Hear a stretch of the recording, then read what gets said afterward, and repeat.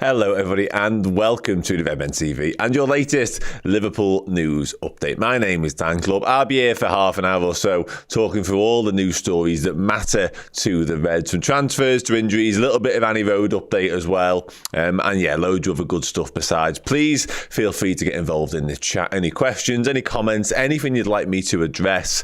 Just don't promise to read them all out, and I definitely don't promise to answer them all, but let's see how we go. I'll be as attentive as I possibly can, let's put it that way. Hope everyone is well, including you, Ayaz, especially. You never walk alone from Australia. Hello, my friend. Hope you are good and enjoying what is almost definitely glorious weather down in Oz, because not only is it pretty much exclusively glorious weather down in Australia, it's pretty much always nice. It's your summer, very much your summer right now. So yeah, you will be enjoying the sunshine, I'm sure, and also enjoying the fact that Liverpool are top of the league, as Craig Flynn references here. Top of the league, not even playing that well. Who's asked? LFC top of the league, up the Reds, never walk alone. Hello, Craig. Hope you are as well. Hope you are well as well, mate. Liverpool are top of the Premier League, are already through the knockout phases of the Europa League. In the Carabao Cup quarterfinals, we've got a FA Cup third round tie with Arsenal on the horizon as well, which could have been easier, could have been more straightforward, I think it's fair to say, but listen, times are good. Times are good, my friends. A few news stories to touch upon today, but before I do, a little bit of housekeeping. Those of you who are regular viewers of the Redmen TV will have seen us doing these prize draws over the last 2 weeks now, is it? And I've got another one to do for you today. So our legends are all on this wheel here. And today's prize is a signed copy of Stanley Park Story by Jeff Goulding, an incredible book charting the history and the rivalry and the relationship between two very historic football clubs, obviously our own and those over Stanley Park in Everton. So yeah, that is what our lucky winner will be getting their hands on today. Loads more amazing prizes to give away between now and Christmas Day itself. We've got a Dirk Kuyt signed shirt on there, there's a Chris Kirkland signed glove, loads more prints, some more Beers of Anfield Road as well, and the star special prize, an Ibu Konate signed Liverpool shirt. So you get yourself involved. To do so, head to redmenplus.com, sign up as a legend, and you will be on this wheel. But not today, it's too late. I will click to spin, as it says there, and we'll find ourselves a winner. I might do a solo drum roll. Yeah, let's do it. Oh, we have a winner, and they are James Taylor. Congratulations, James. Signed copy of Stanley Park Story by Jeff Goulding will be heading to you right now. And as I mentioned, loads more boss stuff to give away between now and the big day, so make sure you get yourself involved. Less than 2 weeks to go, of course, until Christmas. Isn't it exciting? But what it's not as exciting as is Liverpool being top of the Premier League, ladies and gentlemen. Wow. How did that happen? Daniel Ward, afternoon. Dan, hello, afternoon to you as well, fellow Dan. Hope you are good. Imran Adam comes in early with a super chat, which simply says he was at his cousin's wedding on Saturday. My God, Palace almost ruined the dinner. Yeah. Me and my dad and my cousin, yes, the groom, wow, okay, went ape when Elliott scored. Oh, okay. I recently got married, and Liverpool weren't playing. It was the Man City weekend. I got married on the Sunday. City played on the Saturday. Liverpool played City on the Saturday, rather. And so I got away with that one, but it was Everton against Man United, and it was the Garnacho overhead kick, and everyone started going nuts, and I had to watch it despite being the groom. So I know where your cousin's coming from there. God forbid it would in Liverpool. I would have been a nightmare if it would have been the Reds playing whilst I was getting married, but fortunately I avoided that fate. But yeah, I can imagine you did, mate, quite frankly, because what a moment that was. And listen, we were pretty poor, I think it's fair to say, for about 75 minutes of that game. But at the end of the day, 3 points are all that matters, aren't they? Congratulations to your cousin, and I hope it was a good day. Made all the more sweeter by Liverpool finally getting their act together and picking up a crucial 3 points, as I say. JJ36, bless up, mate. Hello to you. Hope you are good as well. Buddy, Sam, let's get into it. News. A couple of bits to talk about. I want to start with the injury stuff because it comes from Alexis Mac Allister and it comes from Dave O.C. Kopp, who has spoken to I'm going to say Argentinian journalist. I might be inaccurate there. I don't think it actually specifies, but it's Lorenzo Lepores. So I think I'm a pretty safe bet given Alexis Mac Allister being Argentinian.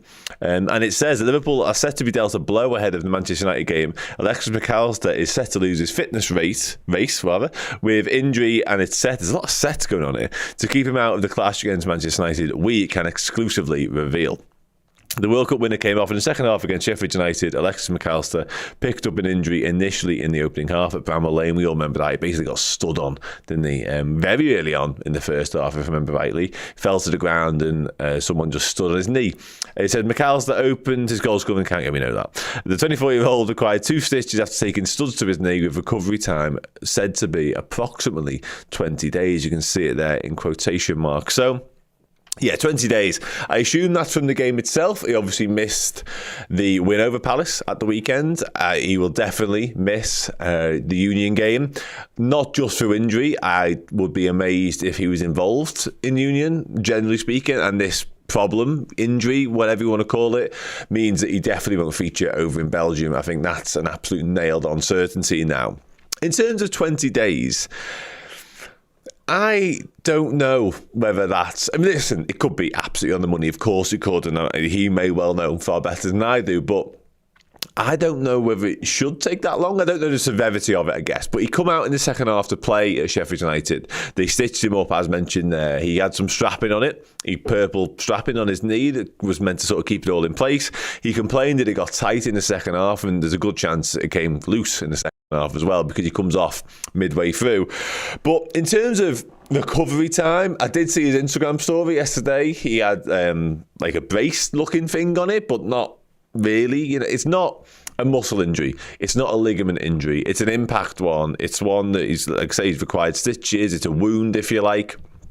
I struggle to see how it's going to be 20 days. And the problem is, of course, 20 days at this time of year, given how hectic the schedule is a lot of football. You know, sometimes 20 days in a fixture list in a calendar can be 3 games potentially. But right now for Liverpool, that's more like 5, 6, possibly even 7 if you sort of incorporate the Newcastle game in that as well at the back end. So that's a lot of footy he could miss, because obviously we've got Man United this weekend. I'm writing off Union. Dead rub. I don't think Mac Allister would have travelled anyway. You're looking at Manchester United, you're looking at West Ham in the Carabao Cup. He might not have played that one because it's a cup game. He hasn't featured loads in that competition. Then you've got Arsenal at home, of course. And then Boxing Day, we've got Burnley. And then, Newcastle. So he's going to miss a lot of games if that is accurate. And again, you know, there might be more to it than just sort of simple stitching, simple needing that to recover. But if it is that, 20 days feels like a long, long time to me. But we'll see. I really hope it's not, because I think recently, after the goal, the Fulham one in particular, he's really come into his own.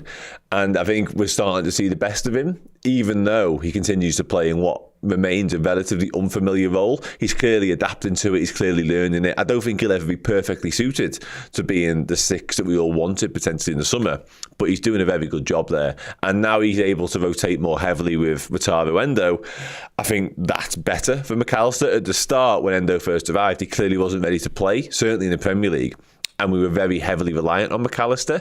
The issue here is, if he is indeed missing for anything like that type of timeline, 20 days, we're going to be calling upon Endo a lot, a hell of a lot, including Man United, including Arsenal, including Newcastle, potentially. So yeah, let me know what you think about that.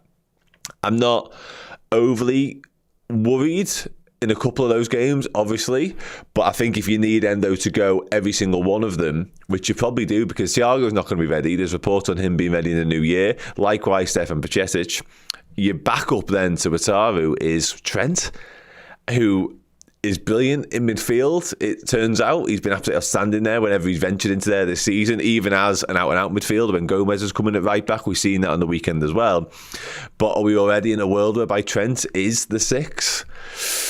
Worrying. Anyway, I'll pop into the comments, see what people are saying, see what people are thinking. Dun, dun, dun, dun, dun. Oh, Darren, one of our YouTube members. Good God, I do not envy you. Oh, let's hope Liverpool got it wrapped up long before that. So that final day of the season becomes an absolute non-event. However, given Liverpool's recent track record of being in title races, I hate to say it, but there's every chance that day might matter quite a lot. That's brutal. It could even be the greatest day of your life. I mean, it should be the greatest day of your life anyway, because you're getting married. Congratulations. But if Liverpool are involved in a head-to-head title race and we do get over the line and you get married, absolute euphoria. Where was I? I was going into the comments. Yeah, Gerson says, Maka is out for maybe 4 or 5 games. We don't have a proper number 6, thanks to stubborn... I mean, we've got Wataru, as I mentioned. We do have a proper number 6. I take your point. It's definitely a blow.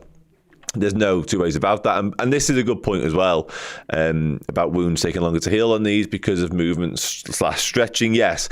And a wound on the knee for a footballer, when it comes to as severe as needing stitches, is really bad news, obviously. But because they allowed him to go out and play the second half, albeit only 15, 20 minutes of it, I do have my reservations as to sort of how bad it was. 2 stitches isn't loads.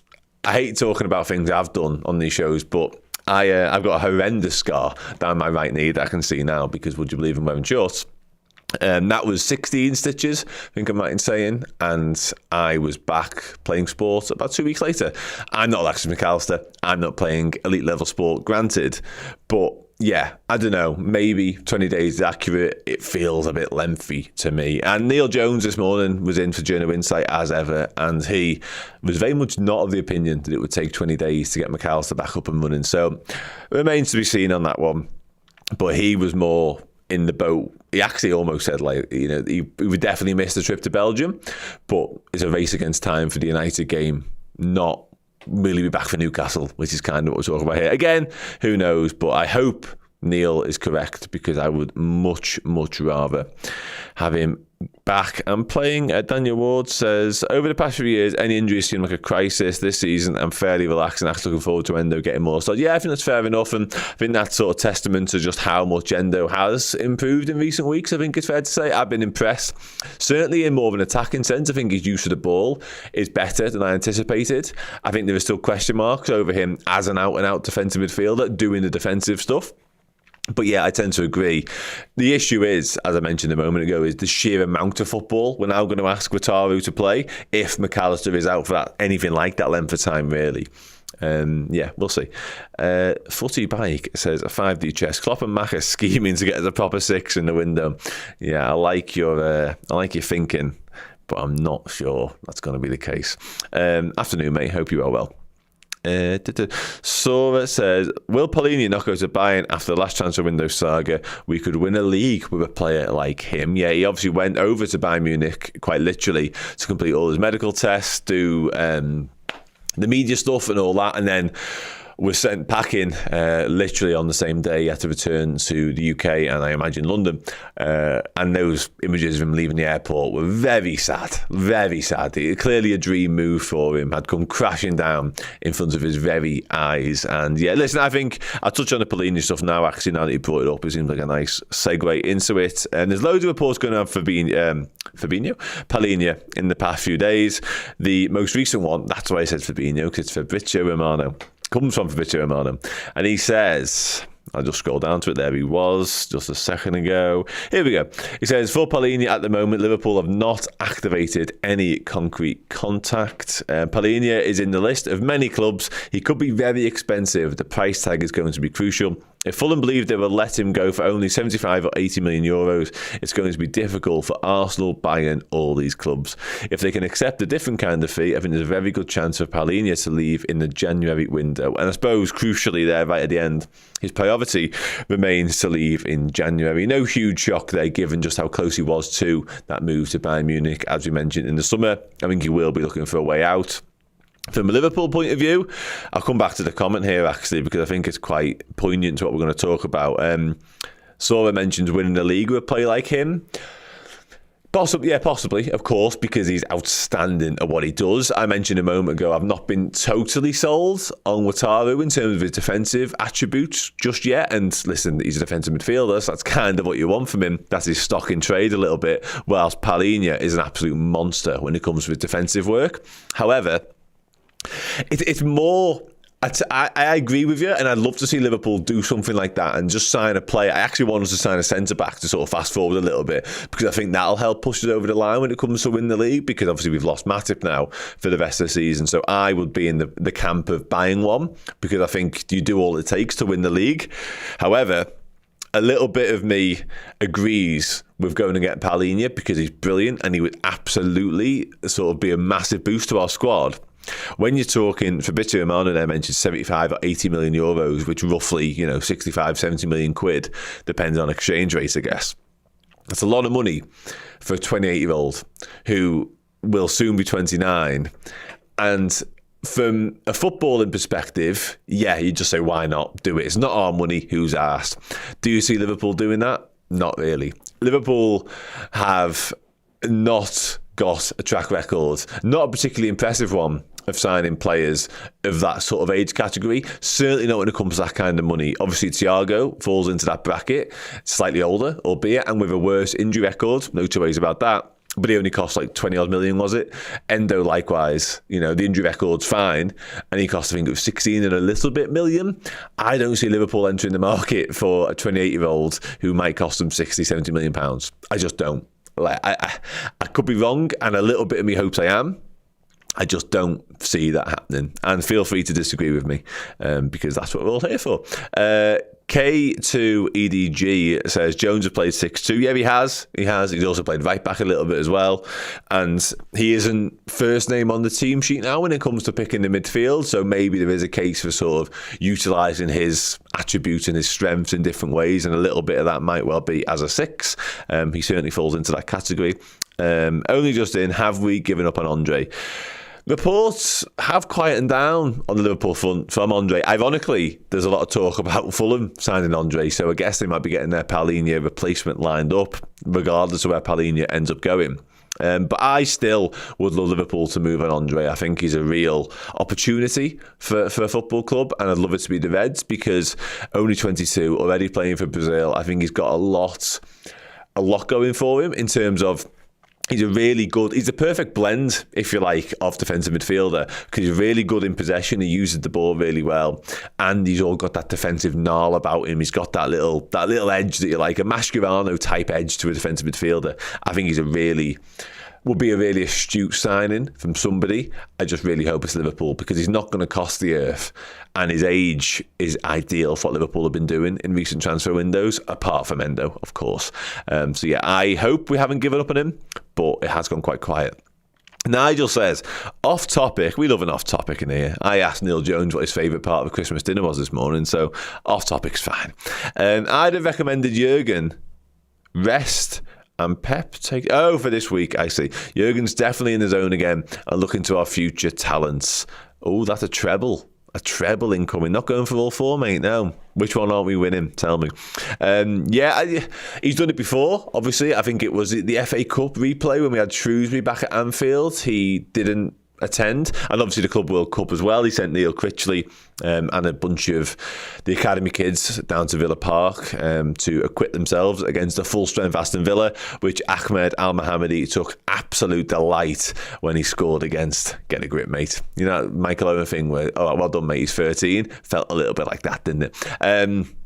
I think there was never a question that Jurgen will travel to Belgium. I actually was at the Anfield Test event last night, and Jurgen did his Q&A, and he spoke about the trip to Belgium. He spoke about the fact it will be a heavily rotated side. There's no two ways about that.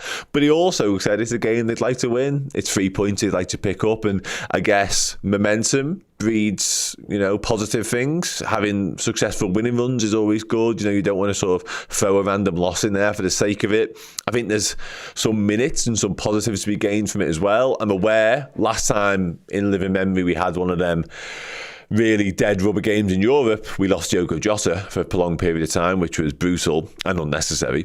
But I do think there is a case for playing some lads. I think Joel Quanta will more than likely play, obviously. I think Canate and Gomez could both potentially do some minutes to get into some sort of rhythm. Curtis Jones, Harvey Elliott, likewise. They could all get starts. There might even be a conversation around starting Darwin Núñez. He looks like a lad who could do with a goal to me. So, yeah, I think it will be very young. I think it'll be a real sort of change side. Don't get me wrong. I think we'll see the likes of Endo, Callum Scanlon, possibly James McConnell. I think there'll be a lot of youth in there, but I wouldn't be shocked if there's a few more experienced first team lads either. Julius Strumler says, bring Tyler Morton back from loan. He's class. He's doing well. He's at Hull on loan, isn't he? Yeah, he's been doing well. Not sure we should be bringing him back though. I think he needs to play regular footy. I don't think bringing him back as what would be like a fifth choice DM when everyone's back up and running, including Thiago and Pacetic. I don't think dragging him away from regular football and championship would be a wise move personally, but he is doing really well. I seen he scored for England under 21s as well a few weeks ago. Daniel Ward, Darren's missus are going to book the honeymoon the same week as the parade. Oh, get in there quick. God, that's brutal. You must have been heartbroken. I assume you booked the wedding long before the fixture schedule came out, but either way, mate, that is absolutely... Oh, Clive, yeah, I'm confused. Is that your birthday? I think I spotted a moment ago. It was the day after. And that could be a really good day. At least it's not a wedding, because a wedding, as I found out recently, you have to be fully involved in. You're not allowed to slope off and check the results. That will not and did not go down well. What's the latest on Mac Allister? Well, conflicting. It's fair to say, on Alexis Mac Allister. There's a report from Dave O.C. Copp, who, by the way, I trust implicitly. I've spoken to him previously. He's a good guy. He was absolutely on fire in the summer and remains so. But there's a report coming from his site that claims Mac Allister could be out for around 20 days, which will be a lot of football, as I mentioned earlier, at this time of year. However, Neil Jones this morning was very much more optimistic about the prognosis and his return date. So let's see if that works. A few more comments now before I begin to wrap up. Endo is fine on the ball. The problem at the moment is he's not persistent when we play off in the back. Could improve, who knows. Yeah, I think you're right, by the way, absolutely spot on. I said earlier on, I've been quite impressed with his attacking ability, and what I mean by that is his use of the ball, in so much as when he passes, he's quite incisive through the lines passing. I've been quite pleased with that. He provided the pass for Szoboszlai's stunner against Leicester, and even that was through quite a narrow gap, and it was fizzed into him. It had really good sort of intent on it, forward thinking. I like that. And also his goal, of course, that was right out the top drawer, wasn't it? So I think in those areas he's been really good. But you're right. I think Saturday in particular obviously came off at half-time on Saturday, and I don't think that was all down to him not being at the races, but he was caught in possession for the penalty, which is ultimately overturned because it was a foul by Will Hughes. But Palace really targeted him, and there are a few moments where he did get caught in possession, quite a lot. So yeah, I make you right on that. And he does.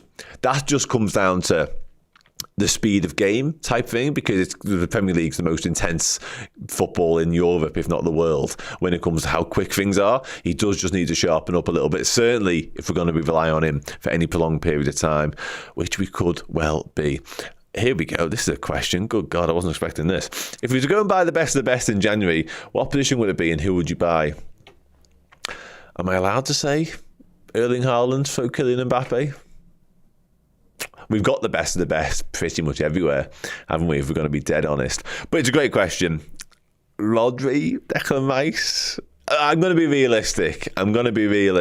And if you offered me a realistic January transfer right now, it would be a centre-half. And I've changed my mind since last week, by the way. A week ago, it would have been a defensive midfielder, but Joel Matip's situation means it's a centre-half. It's probably a right-sided centre-half. And it's probably... I haven't had no time to think about this whatsoever. This is a left-sided centre-half. I like Inacio at Sporting. I do. I think the fact he's got a release clause as well, because part of the problem, and Jurgen Klopp spoke about this the other day, part of the problem when it comes to signing players in January, but any time of year essentially, is who's willing to sell, world-class talent or just below world-class talent, certainly to a club like Liverpool. If you're competing with them, it's really difficult. But Inacio's got a release clause, so you could go and sign him. But yeah, he wouldn't be ideal, because I think Robertson and Tsimikas have both done good jobs when it comes to covering that side. And Virgil van Dijk, as we know, has been absolutely imperious, touch wood, so far this season. So we don't need that left-sided guy as much as I thought we did in the summer. Now, the requirement is a right-sided one, because Joel Matip's out for the season. Ibu Konate's fitness ailments, problems show no sign of easing up, in so much as he's had injuries already this season. And Liverpool, the medical team, the sports scientists, whatever, look like they're more wary than they've ever been of his problem, because our use of him this season has been really quite limited at times. It looks like we're quite worried about playing him too much because we know he could break down, so that's a concern in itself. Joe Gomez right now is covering 3 positions: centre back, right back, left back. That can't carry on, can it? And Joe Gomez himself has injury problems, as we know. So yeah, it's not easy. To put it lightly, it's not easy. And to answer your question, honestly, name me some right-sided centre-backs we can go and sign, because I've spent all my time looking at left-sided ones. I'm trying to think across the Premier League who would be sort of attainable and who would be good enough to come and do a job in there. I can't think of anyone who I'd like to go and get from the Premier League, especially. That's so difficult. I like the question, though. I will give you an answer at some point, I promise you, but not right now. Clive O says, Dan, what was your experiences from last night? How was the stadium? The stadium looked really good. Certainly from the outside, I think it was stunning, absolutely stunning.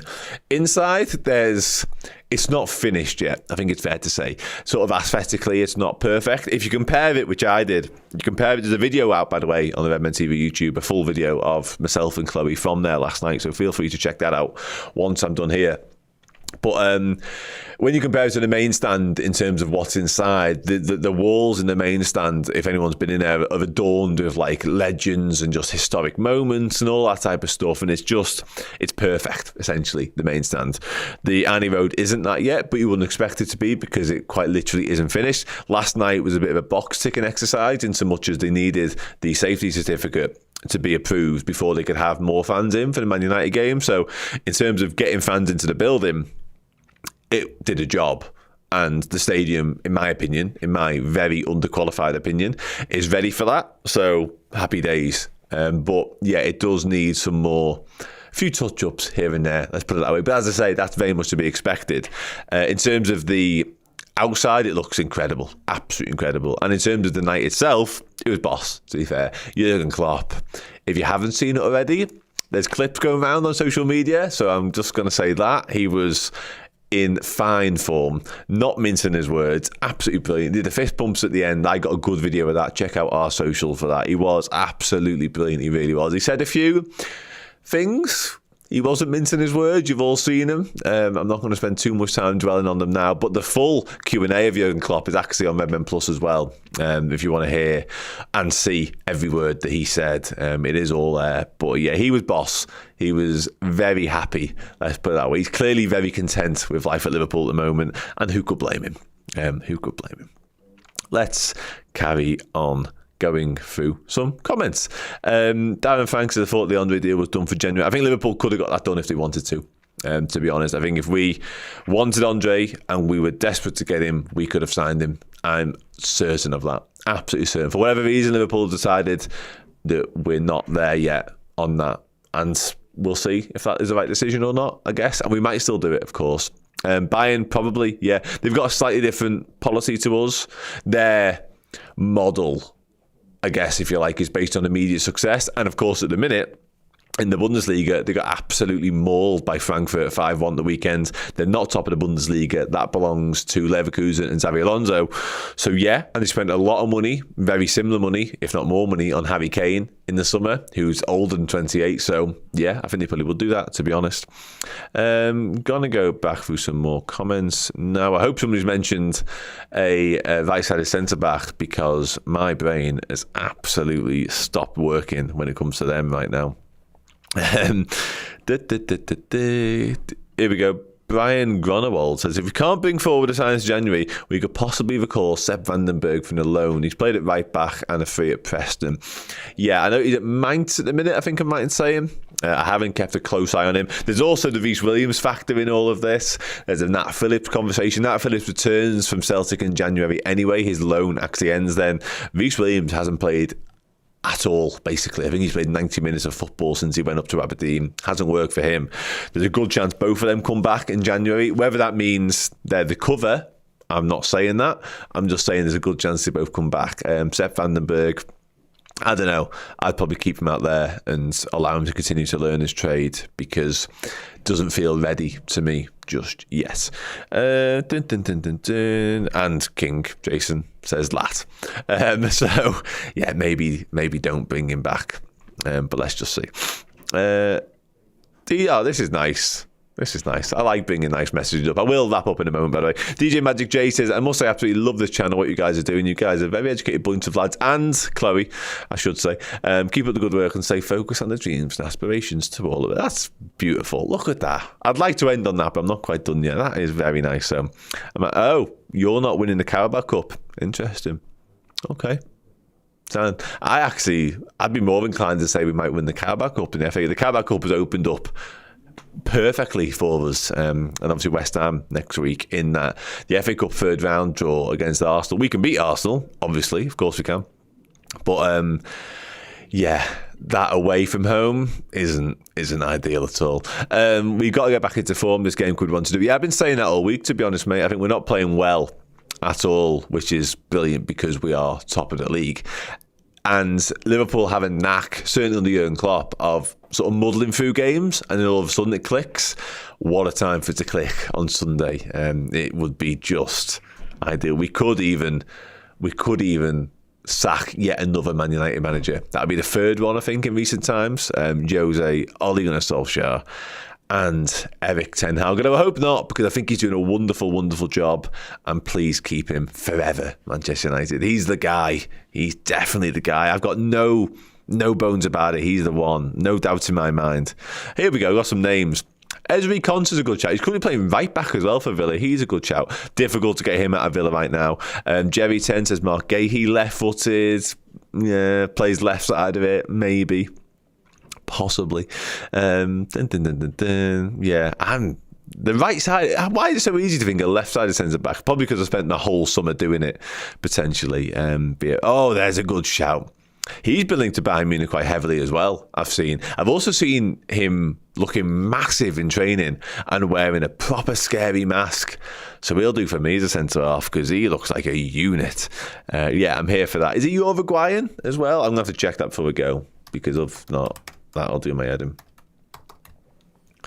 He is Uruguayan. So a mate for Darwin Núñez. Perfect. Look at that. There we go. We've sorted Liverpool's centre-back problem. Tapsoba at Leverkusen. Yeah, but another one like Konsa at Villa. Like, you're going to struggle to get players out of those clubs right now because they're flying themselves. But yeah, I agree. He'd be another decent option. Frimpong at right back. Craig Flynn. Yeah, he's been quite heavily linked. You know what? Anderson from Palace is one of the few that came into my mind when I mentioned it before. And there's another person saying Anderson.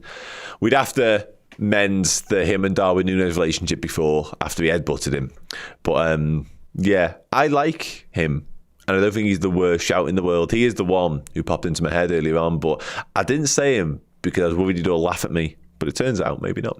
Arujo's world class. Yeah, sound. Anyway, if anyone, Jörg Smadke or Jurgen Klopp are watching, there's some names for you to go and check out, lads. Sound. Cool. Boss, happy days. Thank you so much, as ever, for sticking around to listen to me essentially talk nonsense for half an hour. So thanks so much for getting involved. It's massively appreciated. Liverpool aren't in concrete negotiations for Joao Palhinha, but I think we all knew that anyway. I'm not sure he's the answer to our problems, albeit he is incredible. Alexis Mac Allister could be facing a spell on the sidelines because of the stitches to his knee. Faces a race against time to be fit and available for Liverpool's hectic winter schedule. Speaking of winter schedules, we at the Redmen TV will be busy as ever, covering every single angle of it. Transfers, rumours, reports, actual football, the whole lot. We've got you covered right here. So check out redmenplus.com, keep checking out the YouTube, and have a good rest of your Tuesday. Take it easy. Thank you so very, very much for checking out the video. If you enjoyed it, drop a like. The season is now well underway. If you need extra Redmen content, be it podcast, videos, documentaries, interviews, and general shows, fill your boots on redmenplus.com today.